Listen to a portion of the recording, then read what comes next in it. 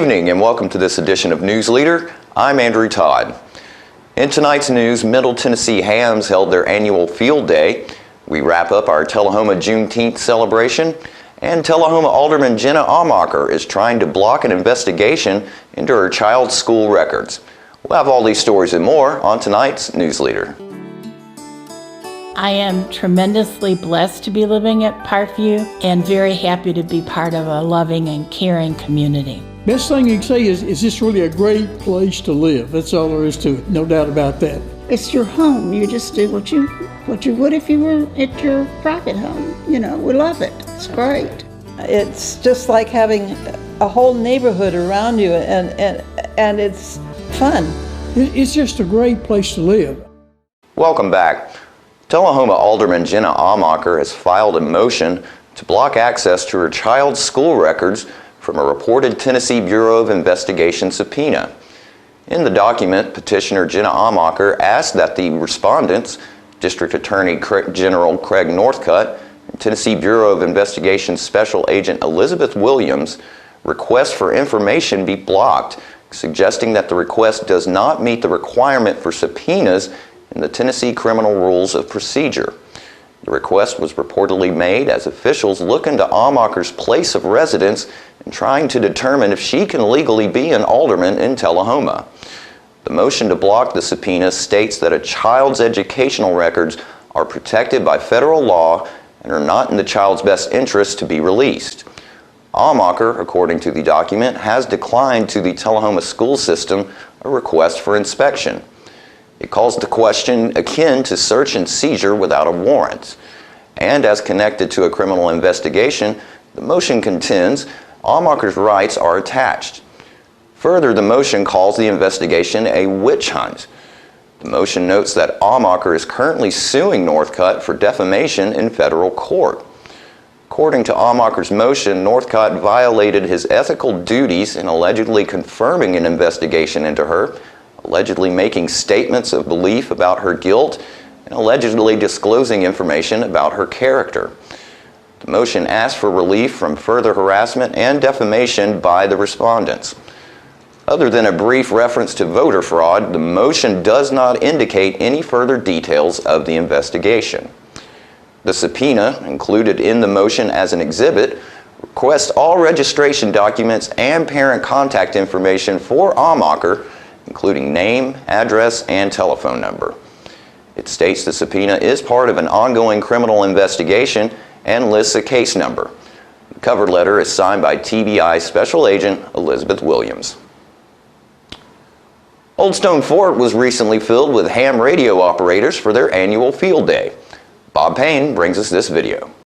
What field day is, it's ham clubs all over the United States and in Canada who gather together this same weekend every year, and we set up our ham radio equipment, antennas such as what's behind me here. Something that we do is we use portable generators, and also we use solar equipment to power our radio stations. Some of us actually do use commercial electricity, which is not only former members but also people who are interested. Some may be ham radio operators themselves, others are just interested, want to see what the equipment is about, what the antennas look like, what operating stations look like, and to be able to observe hams making contact by various modes of communication. And so there are a lot of different ways that ham radio operators can communicate with each other all over the world. And of course that's also dependent on the atmosphere, what's going on at various levels of the atmosphere. It also depends on various times of the day. Some frequencies are better for communications in the daytime, others are better at nighttime. So this here is one of the digital modes for amateur radio. This is called FT8, and what this does is it demonstrates how we can communicate over multiple locations and multiple areas using digital modes. So we're not actually using voice this time, we use a computer and a radio. And what this allows us to do is to operate and pass our section and state information electronically, so without use of voice. So this is just one of several modes that the amateur radio allows us. So what this is doing is this is one frequency showing about 30 or so different stations communicating at the same time.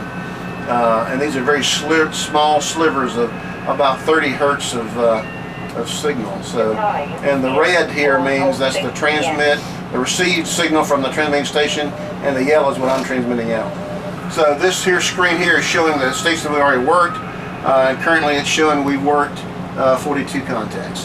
And the different colors here, the blue are the different states we've already contacted or sections, and the red are ones we still got to work. Whiskey 4 Uniform Oscar Tango. Okay, Uniform Oscar Tango, give me your prefix, please. Whiskey 4, I say again, Whiskey 4 Uniform Oscar Tango, please copy 4 Alpha Tennessee, 4 Alpha Tennessee. Okay, W4UOT from 4 Alpha Tennessee, please copy 4 Foxtrot, Ohio, from W8FY. QSL, have a good contest. 73, QRZ Field Day from W8FY in Ohio. This is the 2022 Field Day site for MTAR, this Middle Tennessee Amateur Radio Society. This is the ARL Field Day. We're tearing down this morning on Sunday. So we had 4 stations here operating. We had CW, we have digital as well as voice operations. We also had about 50 visitors that showed up today, including the county mayor that came out, so appreciate all the support. Had tons of activity out here during the 24-hour operating period. We set up here on Saturday before 1 o'clock. We operated for 24 hours, and now we're at the part of starting to tear down, packing up on Sunday. We'll be right back after these messages. Macarthur Manor Assisted Living is passionate about creating better experiences for our Manchester seniors. Our residents describe us in a few words. Welcoming. When you walk through the doors at Macarthur Manor, we'll treat you like family. Caring. Through high standards of personalized care, we help residents live life to its fullest. Engaging. With a wide range of life-enriching activities, there is something for everyone at Macarthur Manor. With our residents and staff now vaccinated, call us today to schedule your safe and personalized tour. Welcome back. Our last speaker for the first Tellahoma Juneteenth celebration was Jeremy Farrell. Last Thursday, we saw part 1 of his presentation, and now we bring you part 2. In a relationship or a marriage, you have to work daily. Like, you don't get to take days off. You don't get to take scenarios or moments off. You have to constantly want to be better for each other and want to be better for yourselves. So, you know, in dealing with that, like, I had to think about a lot, because, you know, one of the first things you think about is, ain't no other man raising my kids, and ain't no other man gonna be around my kids, and you're not gonna influence mine, and I can do it all, and I'm good, and I'm here. And I mean, in reality, there's certain things you just don't have control over. Thank God we're not going through that aspect of it right now, but there's just things you don't have control over. So all I can think about is, you know, being a better version of myself, like reflecting on the things that I need to do, reflecting on the things that, you know, I can control, basically control the things you can control. So then I just started thinking about the family aspect of things and how important fathers are, and how important just the family overall is. And I have a quote that I read, and it says, "The presence and involvement of a father is unlike anything else in the universe. That's because dads mimic what our Heavenly Father does for us, His children. He protects, shelters, comforts, and loves." And I thought about that. And I mean, that's very true. Because the relationship should be God, man, and then family. So He is going to direct everything. And we are mimicking everything that He gives us. We're supposed to mimic and give to our families. That's not always easy for us to understand as men. You know, pride is a huge deal for men. A lot of people don't understand that. Men go through a lot daily. I know lately I've been reading and hearing a lot about, and honestly, men just expressing being worried about their mental health and, you know, their physical health. But as men, a lot of times we go through things, we have to hold on to it because you're taught to be tough. You know, you're taught to not cry. You're taught to not express yourself fully. Yeah, it's okay to, you know, talk about certain things or be vulnerable in certain ways, but you're taught to be strong and be tough. And the fact of the matter is we're human. So every human has emotions, and in life you're going to go through the full gamut of emotions, and you need support through those times. That's where I feel like the dynamic of the family is so important, because when you're a family, you should know each other to the point that the nonverbals speak louder than anything else is going on. You should be able to see a look in a person's eye and know they just need a hug. Everything is not always about talking. There was an issue that I had too. I'm a fixer, so I want to fix it. It's gonna be okay. We can talk through this. Guess what? Everybody don't want to talk through everything. So that's something that you have to realize. You have to take the time to really know. All my kids are different. I can talk to them different. I can yell at one and I have to be calm and cool with another. That's okay. That's okay. We have to realize as humans, we are human and we deal with each other accordingly. One thing that I like to pride myself on is just getting to know people so that I know how to deal with you. Everybody's different. I work at the high school, so I talk to kids daily. And I have to talk to them differently. I can talk to some kids and just tell them, hey, you are full of crap and you need to get it together. I don't know what your problem is, but it's time for you to stand up and it's time for you to do what you got to do. And then there's some that I have to go to and I have to give them a hug. And I have to say, is everything okay? And I have to ask them 20 times before they come out of their shell and tell me what's going on, or, give me any leeway into what's happening. But at the end of the day, understanding how to deal with people and how to deal, with understanding that you're not going to be able to help every scenario, but that listening ear a lot of time is what people are looking for. They just need to vent. They just need to, get things off of their chest. And that's a big part of what family does. I think these days we got to get back to the old school type of family that we used to have. I remember going to my granny's house and my aunts and my granny would be cooking and they would call us over there. Hey, look at this. This is what you do with this. This is how you fry chicken. This is how you cook your corn. This is what you do. You cook your bread. I remember my dad and my uncles, teaching us how to cut grass. I was blessed with a stepfather one time named Calvin Winton, God rest his soul. That man taught me everything, from chopping wood to getting up on the roof and, dealing with the shingles to plumbing. And these days we don't have that. I mean, literally you have fathers that are teaching their kids how to be better on social media. Where is that gonna get you in life truly? Yeah, you can, make money, I guess, these days with the way everything's going, but that takes away from actually dealing with people. These days kids don't even know how to talk to each other. I go out and I listen to how even like the dating aspect of things. I remember when I was growing up, it was like, throw something at the girl, kind of let her know you like her, or you go up and say, hey, what's your name? I think you're cute. Now it's, hey, what's your snap? Like her snap may not even be her real name, so you still don't even know her real name. You see her out and she's blue-eyed 33, like what? So I think the dynamic, that aspect of families we have to get back to. We have to get back to community. I know these days don't nobody want you correcting their kids. I mean, even to say, hey, you need to sit down, you're being a little too loud right now. Why are you talking to my kid like that? Because we're a community. Like he said, that's how it should be. I should be able to address your child in a respectable manner and you back me up and it not be a fight between us. Because now, guess what that child just learned? I don't like you. And guess who else he's not gonna like? Your kids and their friends. So now that's where we start. Everybody has issues, and then when it goes down to it, why are y'all even mad at each other? I don't know. And it all goes back to me just telling your child to sit down.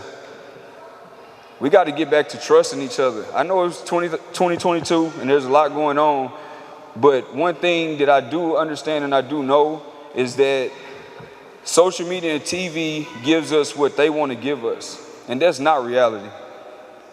I will, to the day I die, believe that there are always way more good people in this world than there are bad people. But with the way things are portrayed, it doesn't feel like that all the time. And don't get me wrong, I fall under that category as well. There's a lot of times when we're out and about and I'm watching my kids like a hawk. Because what little pervert is in here, or what little man is going, or what little, I mean, we don't know. So I get it, but at the same time, there are a lot more people out here that are here to benefit your child, that are here that only want to see them grow to be the best that they could possibly be. So we have to get back to that point of community where we can at least talk it out, at least get an understanding. You know, communication, people say this all the time, communication rules the nation. But that's true. And in communicating, you have to be able to talk, but you also have to be able to listen. And I think one of the biggest things when it comes to that is compromise. Everybody wants their way, my way, I'm right. And you may be, but there's still some type of compromise that will incorporate everybody and make it where everybody's on the same page. Because, I mean, at the end of the day, we're all different. So we're going to view things differently. We all have had different experiences. So our life experiences sometimes put us in a direction that, you know, you may feel a certain way, but I feel differently because of what I went through. And we have to respect that. And there's nothing wrong with respecting that. Once you learn to respect each other for who we are, then it just makes life a lot easier. You know, it's not always going to be peachy, but at the end of the day, it will always be a lot easier. The conclusion of Mr. Farrell's presentation is coming up in just a moment. It's not invoice. It's not MSRP. It's not Christmas Day, although it may feel like it. It's the lowest prices in Middle Tennessee, period. Get to Stan McNabb Chrysler Dodge Jeep Ram or Stan McNabb Chevrolet Buick GMC Cadillac before these prices are gone forever. Welcome back. We now bring you the conclusion of Jeremy Farrell's presentation at the inaugural Juneteenth celebration. I say all of that to say this, let's get back to loving each other. Let's get back to understanding as men and as fathers, we have a role. And it's not easy. One of the things that I probably failed at was, and that one of the latest Eric Thomas podcasts that I listened to, he talked about making decisions. And decisions are not always easy. And I know a lot of times I want to be like, you know, what do you want to do? And I would know in my heart where God pointed me and what he told me to do. But I'm trying to incorporate and what do you think and what do you want to do and what do you, as men, sometimes we just have to make that decision. You just got to make that decision, you got to live with it. And you got to also understand at the end of the day, what seems like it's going to be a big problem now is going to fizzle out because you're doing what God told you to do. And at the end of the day, nobody's going to argue with what God said because he's going to give peace in a situation that he told you to do. So any turmoil that you think is going to come out of it is going to be peace in the end. So don't be afraid and be unapologetic in making great decisions for your families. I understand these days a lot of people have to work a lot. Hey, you still have to make time for your family. You still have to make sure that they understand that you love them. You still have to sacrifice and make sure that they know that you're there for them. Yes, it's great if you go out and you get a great paying job and you can pay all the bills. But guess what? You still got to take care of them emotionally. You still have to be there for them. You still have to show them, who you are as a man and that they can count on you through any situation. Because at the end of the day, we also all realize that the money don't fix everything. There are millionaires and billionaires right now that are not happy. They would much rather not have the life that they have, maybe keep the things, but there's so much that goes into everything that they deal with that, life is so much harder. They say more money, more problems. So be encouraged as men. I know the running joke is even about Father's Day. A week before Father's Day ain't even here and everything's half price. But just understand, man, that our roles are very, very, very important in the household. A lot of the stability that comes to a household comes from a strong, God-driven man. You understanding your role and you being able to do it,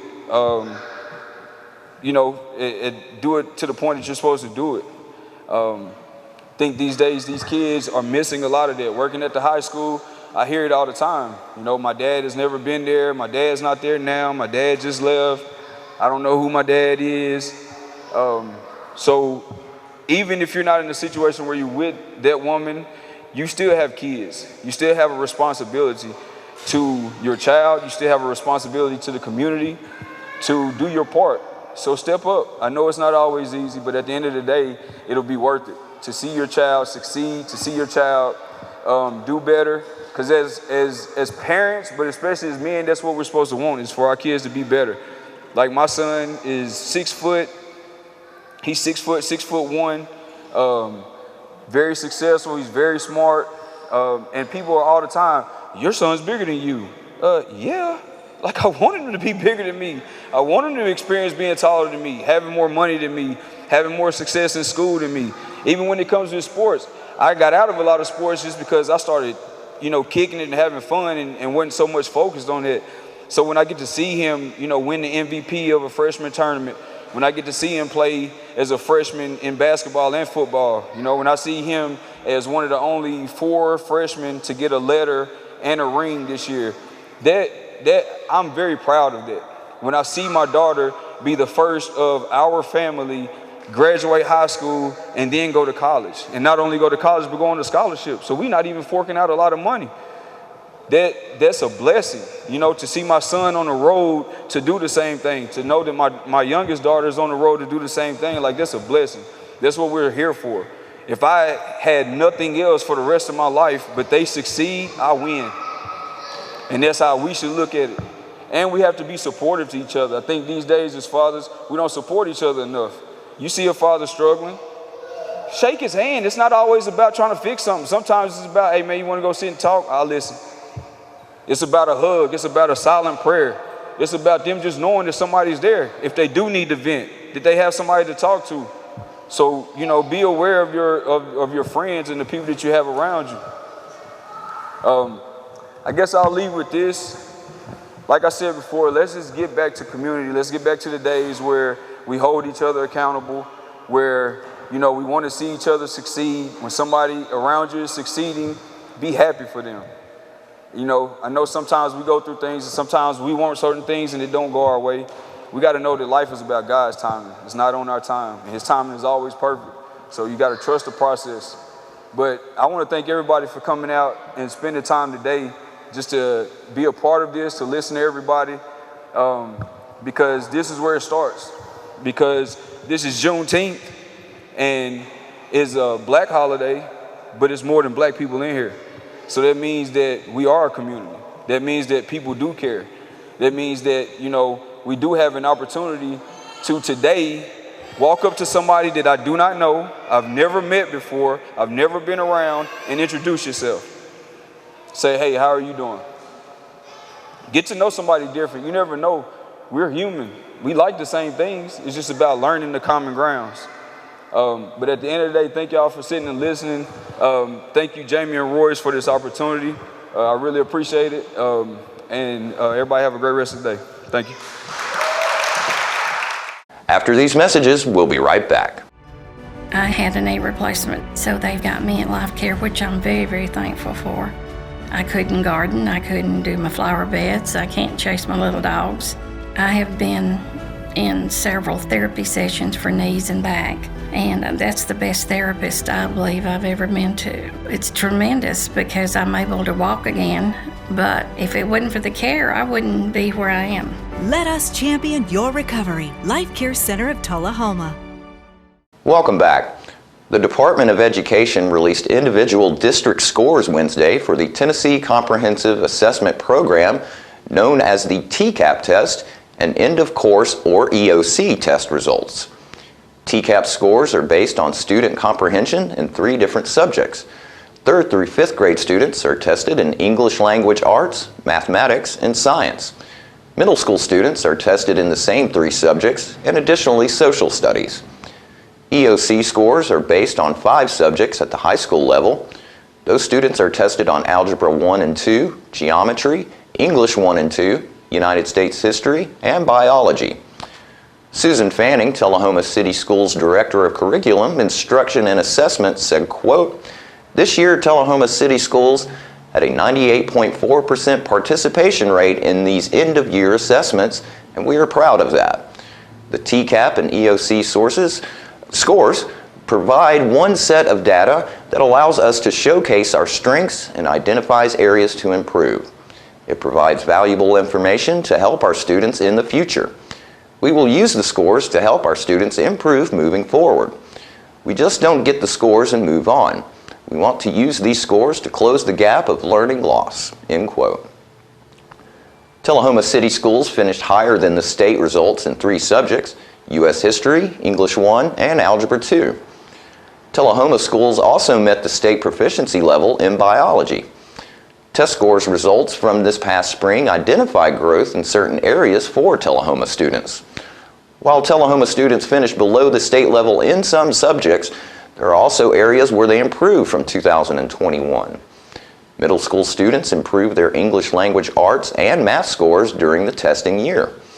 Additionally, Tellahoma schools also had several improvements from 2019, including the number of students who met or exceeded the state level. Tellahoma elementary and high school students saw an improvement in ELA results from their pre-COVID-19 pandemic scores. Elementary students additionally saw a positive bump in their math scores, while Tellahoma high school students scored well above their 2019 mark in science. Tellahoma Director of Schools, Dr. Catherine Stevens, said, quote, "Our teachers and students have faced unprecedented challenges over the last 2 years, and they continue to work hard to improve. It is exciting to see results getting back to or exceeding pre-pandemic results. While there certainly are areas to celebrate, we recognize the areas for improvement, and we will focus our efforts there. TCS administrators, teachers, and instructional coaches will begin analyzing these results to make appropriate instructional decisions that meet our students' needs," end quote. And stay with us. We'll have your weather forecast right after these messages. The individuals with dementia, those with Parkinson's, those that have maybe mobility issues, need caregivers. Well, those caregivers are 24 hours a day at home, and they never get a rest. And if they have to go to work, they're kind of out of luck. So that's why Trinity came into existence 25 years ago, to allow the caregivers to have a safe center where they could put their loved ones, know they would be well cared for, stimulated, fed good nutritious meals, have activities to their level, and then the caregiver can stop by and pick them up and go on home and have some continuity into their life. Welcome back. We'll take a look at your weather at this time, starting with your weather history on this date. Our record high was in 1930 at 101 degrees. The record low was in 1972 at 50 degrees. The average high for this day is 87, and the average low is 68. Partly cloudy for tonight with a low of 72. 40% chance of storms for Friday with a high of 94 and a low of 72. And thunderstorms are expected for Saturday with a high of 88 and a low of 69. And that's our newsleader report for this evening. We invite you to join us each Tuesday, Thursday, and Saturday evenings at 6, 8, and 10 p.m. for Newsleader. Stay safe. Have a great evening.